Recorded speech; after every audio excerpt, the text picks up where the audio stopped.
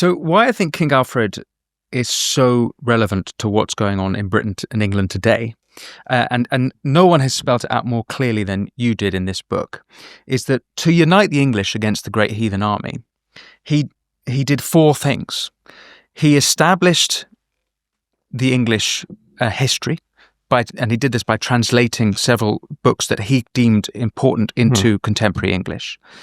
On the question of language, when Bede was writing, whatever, a century before, he identified that there were 5 languages being spoken in the British Isles, and actually that probably doesn't include the Viking or the sort of Scandinavian certainly languages. It wasn't such a quite a presence in his time, but you also, of course, had different dialects of English to deal with. But I mean, the 5 original languages were a reflection of the 5 books of the Pentateuch in his view. So Genesis, Exodus, and so on. It was a sort of strange reflection that the islands originally were like an Eden. This is Bede we're talking about? Yes. Okay. Yes. So by the time of Alfred, there's still many languages being spoken, and he forces everyone through this literature to find one language. The other important thing, as we mentioned, is the law, and he codifies the law, though there'd been a tradition of kings doing that. He's the first king of the English to do that, as he was the first king in the English. But really fundamental to your book is that it was through religion. He Christianized everyone. He brought everyone to be. It was the common God. Now, the reason why I find this so interesting in the context of today is because on all 4 of those metrics, we might say we don't have unity anymore. When it comes to history, we will have a completely different conception of what English history is. Most people, if you ask them who was the first king, they're not even arguing between Alfred and Athelstan. They'll be like, well, they might have never heard of those kings. So we've forgotten our history, and as I've already showed in this conversation, I'm pretty ignorant to quite a lot of it. Not at all. When it comes to language, we see the rise in other languages because of mass migration. There are parts of the country where they can't speak English. Religion, likewise. The biggest non-Christian religion is, of course, Islam, but there are other religions there, and as I've said, Christianity is on the decline. And when it comes to law, we don't even have a single law for us anymore. There are at least 85 Sharia courts across the country. So Alfred's genius of uniting the English was how we were able to defeat the Great Heathen Army. Actually, today, we're all of those things in the name of, I don't know what, diversity, or maybe it's a lack of confidence in who we were, or we've forgotten who we were. We're giving up on the very things that united us. I mean, that whole question of social cohesion is extremely important. It's not the purpose of Christianity as such. It's not for us to instrumentalize Christianity to make social cohesion. We should adhere to it for its spiritual truth. But it is something that I think comes closely in its train, because it is a religion about fellowship and how to live together and how to serve each other. And we do have to think in this very complicated world about how we are going to live together in society, and how we do draw from that spiritual heritage in order to live together. And it's a complex thing, because it's a great curiosity of Christianity, the way it developed, certainly post the translation of the Bible into English, the vision of William Tyndale that every boy at the plough would know more of the scriptures than a priest. We're fast forwarding now to the 16th century. Yes, we're fast forwarding. And the consequence of that being the enfranchisement of every single person to respond to scripture and the Christian message in the way that they think right. And then the idea that comes from that train, well, you can have all sorts of varieties of Christianity because it is a conscientious response to the scripture, in which case people start to argue from the beginning of the 17th century, from Christian grounds, that you should actually, under the umbrella of a Christian polity, allow other religions to be in place. So you've got this very curious, very interesting situation whereby Christianity creates a tolerance for other religions to exist, provided they be peaceable and not malefactors. So this is a great curiosity for us to try to deal with. But I mean, it comes back to this idea that I think if you want a cohesive society at the moment, we have to rediscover those common threads. And strangely, it's the common thread and with confidence in Christianity that allows us, I think, to deal with the presence of other religions in the country more confidently. And strangely enough, I think for them to relate to Christians and wider society much better. And also discovering in Christianity a great part of our national story. Because, it's no good us saying, let's all teach British values in schools. I mean, can you name the British values? Mandated under the 2011 Act. What are the British values? Oh, they're mandated on the they're 2011 mandated Act. by law, yes. What are they? Would it be something like tolerating everyone? Tolerance. Yeah. I can't remember. They're not terribly inspiring. Yeah. But you need a story. You need a sense of a shared national story. Now, we can't go back to the 17th century. We can't have test acts, corporation acts. We can't mandate a requirement to believe in Christianity and take communion in order to hold public office. But I do think that it is imperative to teach a proper understanding of Christianity and all the culture that surrounds that as an explanation of where we have come from and where we have got to, as a story in itself that could hold us together better than these very wishy-washy British values. Because all peoples have a mythos, all nations, and I don't mean territorial nations, I mean nation in this term that Israelites were considered a nation in Scripture.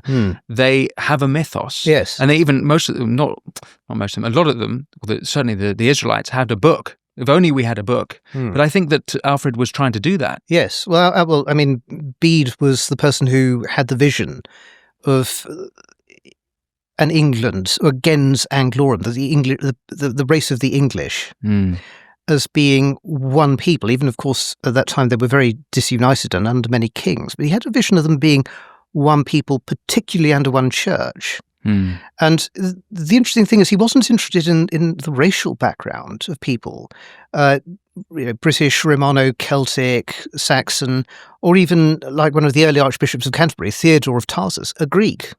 That's fine. You can be English. It was actually Christianity at that time that generated the nationality. Which is a very striking idea. I mean, certainly in Bede's time, that was his vision. It wasn't just Christianity, though, right? Because otherwise he would just be thinking of Christendom or wider Europe, whereas he was actually specifically thinking about those who lived in the territory of... Those who lived in the territory, yeah. And because, I mean... So he's trying to create an ethnos. He's trying to create... He is trying to create an ethnos. I mean, yes, certainly there is the vision in Bede of a universal Christian brotherhood. But ultimately, governance is a more local thing, I think, in his vision, and it's something that belongs to place, and that particular places might have particular destinies to fulfill under the wider aegis of Christianity. So I think for Bede, there is a special connection between Rome and England, and it is ultimately a chain in the link of evangelism. So it's bringing the Celtic fringes, where Christianity had survived, but had started to develop in its own directions, especially about things that might not seem very important to us nowadays, but which were very important for Bede, about the dates of the celebration of Easter. But also the spreading of the Christian message from these islands back to other parts of Europe.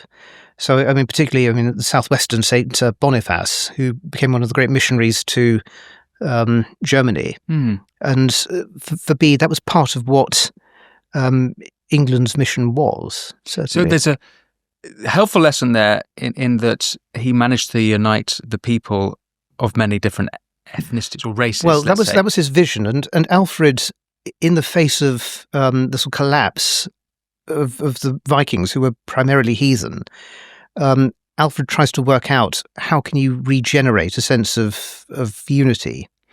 And it's from these spiritual and cultural resources that Alfred draws in order to try to bring back together the populace under one notion of the Englishness which Bede had in his vision, and then sort of taken further by Athelstan and so on. But the downside of the story is that we're talking today about a multi-faith society. Yes. So on the question of national unity, where we are a multi-faith society, no one's seriously considering about compelling faith, and nor has that ever worked in history. No. Where is there any positive lesson, or rather, maybe it's moving on from Alfred then at this point, is that what about today, about this social disunity that we're suffering? I think the positive lesson is it's not a compulsion for other faiths to accept Christianity, but I think it comes back to education. We need a sense of a national story. And the national story, I mean, whatever it is, Christianity plays a very large part of it. And in our education system and in our public sphere, that has been pretty much covered over. We don't teach children to sing hymns anymore. There's very scanty knowledge of scripture offered in schools and so on. And there's very little knowledge taught of the way that Christianity has influenced and developed so much of our national culture and institutions. And in that vacuum, it seems that we're almost a sort of nothing sort of nation, because we won't teach a national story about ourselves. And there's a great sense of shame that comes from many of the decolonization, intersectionality narratives. And I think it's extremely important that we do offer a sense of a national story in which Christianity must play a very large part to help people understand we have done many good things, and we have made a society up to the present date which is an extraordinarily good one, where you have the rule of law, where you have respect for human dignity, where you have an emphasis on charity, where you have an emphasis on social service, where you have poets writing extraordinarily great pieces of work which help us to deal with the ineffability, the grandeur of the idea of God, where you have a great unifying tradition of music, which brought music and music making to people across every social sphere. We culturally, intellectually, socially have done great things on account of that Christian past. We should be proud of all of that, and we should also be using that as a pattern to try to heal a lot of the social rifts and sense of atomization and anomy which we face today. Thanks for watching this clip from The Winston Marshall Show. You can click here to watch the full episode, and for more clips like this one, don't forget to subscribe. And as always, be well.